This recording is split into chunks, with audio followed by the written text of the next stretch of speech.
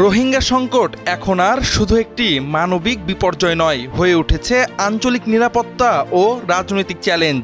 এই সংকটের টেকসই সমাধানে কক্সবাজারে অনুষ্ঠিত আন্তর্জাতিক স্টেক হোল্ডার্স ডায়ালগে অংশ নিয়ে প্রধান উপদেষ্টা অধ্যাপক মোহাম্মদ ইউনূস ৭ দফা প্রস্তাব দিয়েছেন।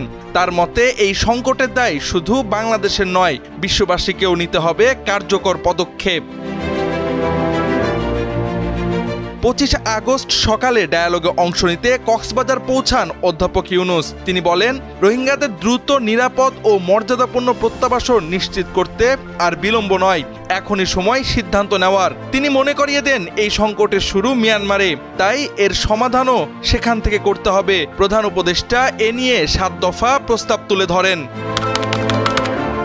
রোহিঙ্গাদের দ্রুত, নিরাপদ, মর্যাদাপূর্ণ, স্বেচ্ছাসেবী ও টেকসই প্রত্যাবাসনের জন্য একটি বাস্তবসম্মত রোডম্যাপ তৈরি করতে হবে।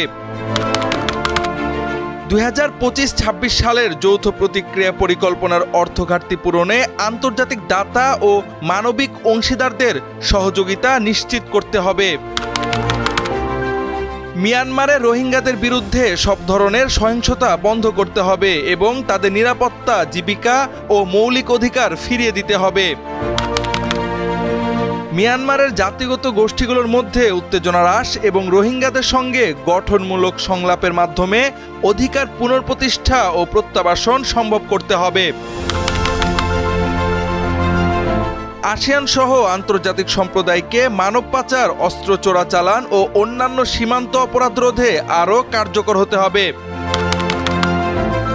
আন্তর্জাতিক সম্প্রদায়কে গণহত্যার বিরুদ্ধে দৃঢ় অবস্থান নিতে হবে এবং সংশ্লিষ্ট পক্ষগুলোর সঙ্গে সম্পর্ক নির্ধারণে মানবাধিকারকে প্রাধান্য দিতে হবে।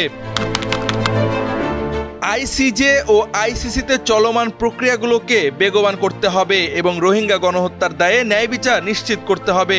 আইসিজের দেওয়া অন্তর্বর্তীকালীন নির্দেশ কার্যকর করতে হবে এবং গণহত্যা ও মানবতা বিরোধী অপরাধের জন্য ন্যায় বিচার নিশ্চিত করতে হবে। অধ্যাপক ইউনূস বলেন, বাংলাদেশ সীমিত সম্পদ ও সামর্থ্য নিয়ে যে মানবিক দৃষ্টান্ত স্থাপন করেছে তা বিশ্বের সামনে এক অনন্য উদাহরণ। বর্তমানে ১৩ লাখ রোহিঙ্গা বাংলাদেশে আশ্রিত এবং এই সংকটের ধাক্কা দেশের অর্থনীতি, সমাজ ও পরিবেশে স্পষ্ট।